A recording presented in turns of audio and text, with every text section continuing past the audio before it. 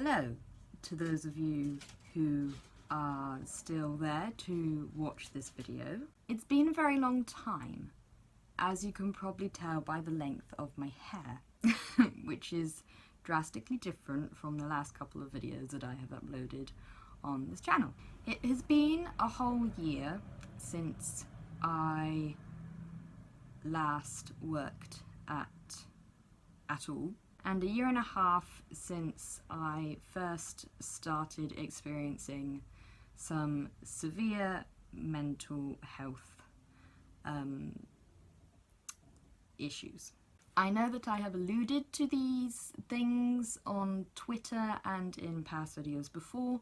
I know that the videos that I've been uploading every now and then have been like constant update videos where I've just sort of vaguely referenced the reason why I'm not uploading and saying that I will be back at some point, which is true. I stand by that, and I'm hoping that this is part of the beginning of that.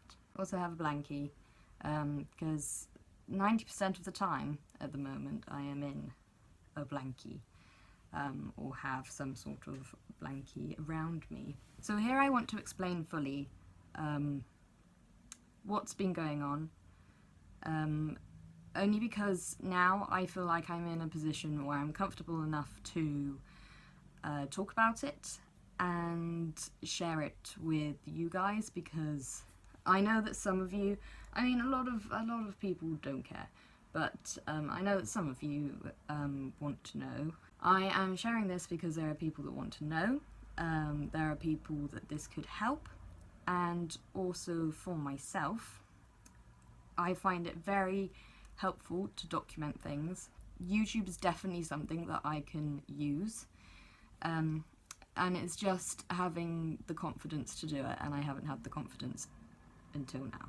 Obviously I'm not going to go into details about everything, because there are some things that I am 100% not comfortable in sharing. There are things that literally only my therapist knows about.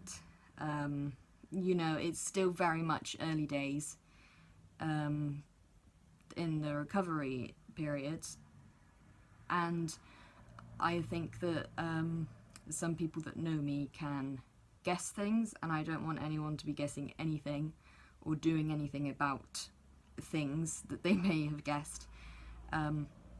So some bits I'm going to be very vague about, other bits I'm going to not go into detail about, but you know, be a little bit more open, and all of this I'm going to try to be 100% honest. So I've been diagnosed with depression, anxiety, anorexia, and complex PTSD. First thing I'm going to talk about is the anxiety, because my anxiety is based around going outside, or more around the fact of not being at home. I'm not very good in crowded situations or enclosed situations like supermarkets. The further away from my hometown I am, the more comfortable I am, because I'm not so worried about bumping into people, having to make conversation, you know, people that I know, which is terrible, because nearly all the people that I'm going to bump into in my town are lovely and I know them quite well, but I'm terrified. Nothing to do with them, obviously, it's just my brain being a little bit weird. Driving I'm actually fine with. One of the only times that I'm good is when I'm driving, which is crazy because I used to be really nervous about driving places that I hadn't been, whereas now it's my comfort. My car is one of my safe places, like my house. Next is the depression, which essentially came alongside the anxiety because I wasn't going out, I wasn't doing anything social, I couldn't do anything, and naturally human beings are social creatures. Whether or not you're introverted or extroverted, we need some sort of social interaction with people that we're not seeing constantly every day. By that I mean my mum, dad and my sister. So the brain is naturally going to feel very depressed about it. Yes, there have been very depressive situations that I found myself in, but I'm still here, and I'm still powering through. Obviously I have better days than others, in both regards, the anxiety and depression. I'm also taking medication, which I think is helping. I've been taking that for a year, I think now, and it has helped a little bit.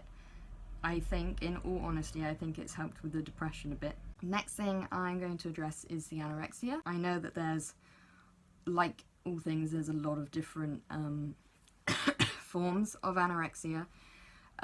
Mine wasn't consciously necessarily to lose weight, it was more about getting control back in my life. And so then it became,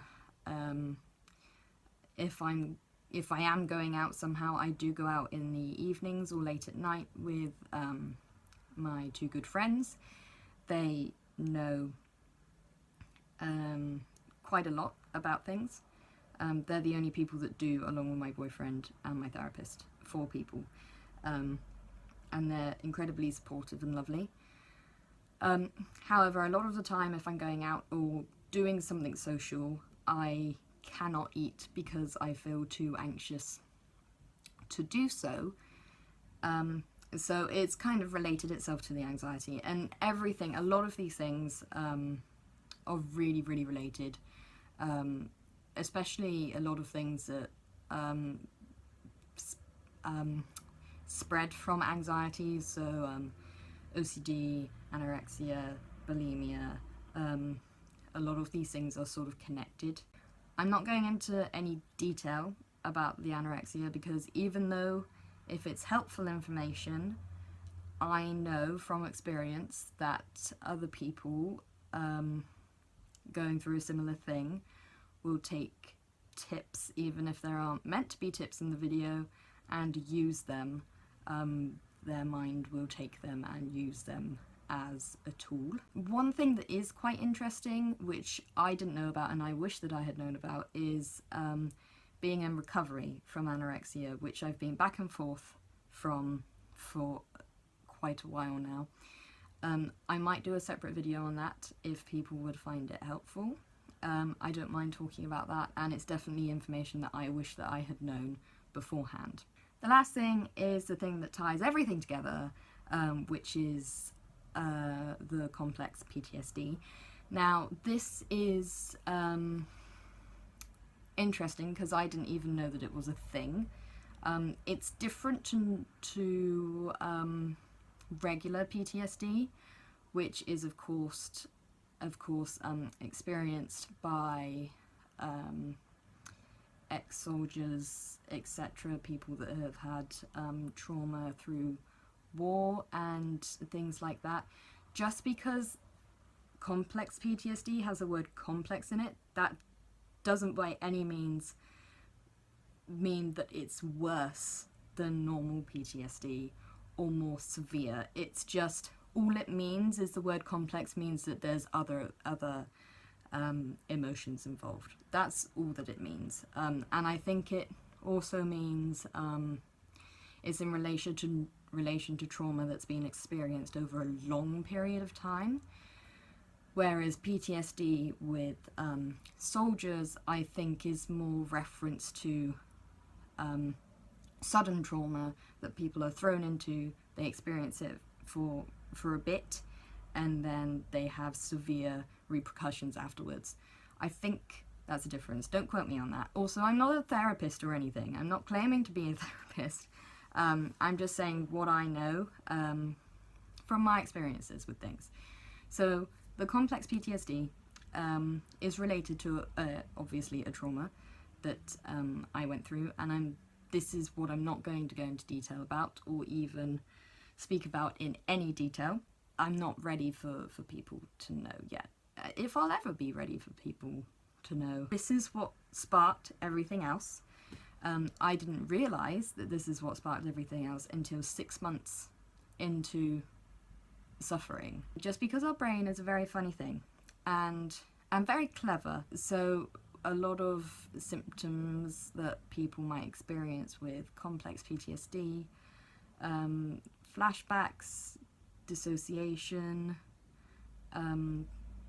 You know, the flashbacks can be sensory as well as memories.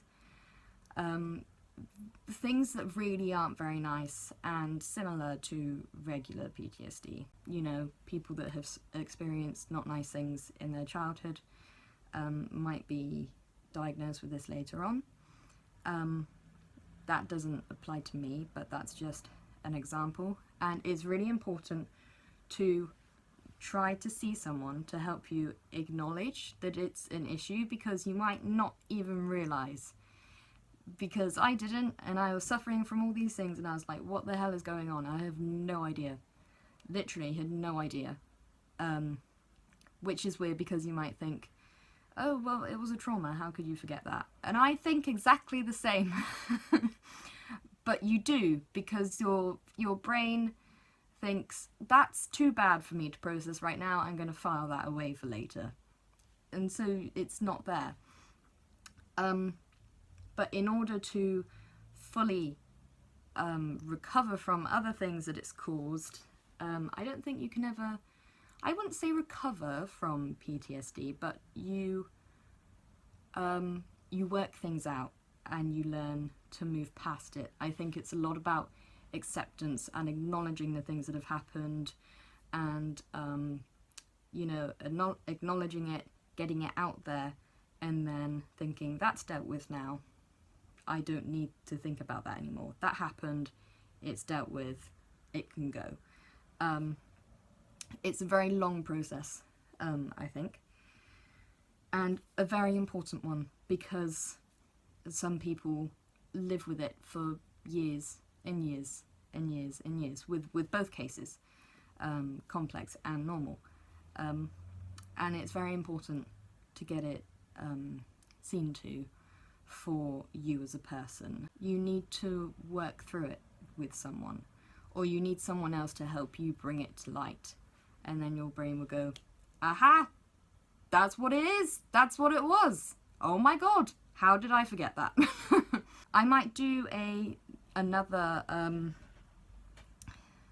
recovery sort of video for complex PTSD, things that I found that are helpful for me, just because I don't want this video to be ridiculously long. So again, if you find that helpful, I will definitely do that. I would like to use YouTube and this channel as a sort of documenting way on my recovery, essentially, because personally, again, I think for me that would be incredibly helpful. Just whether or not people are interested, whether or not people are watching it, whether or not people like it, for me it would be very, very helpful. I need to document feelings, things that are happening when I manage to do them, and just different steps of the process, I think. So if you guys are keen for that, that is essentially what this channel will turn out to be. Then stick around if you are interested or think that this will be really helpful. It really means a lot if you've taken the time to sit down and watch this. So thank you very much, and I will see you hopefully a lot sooner.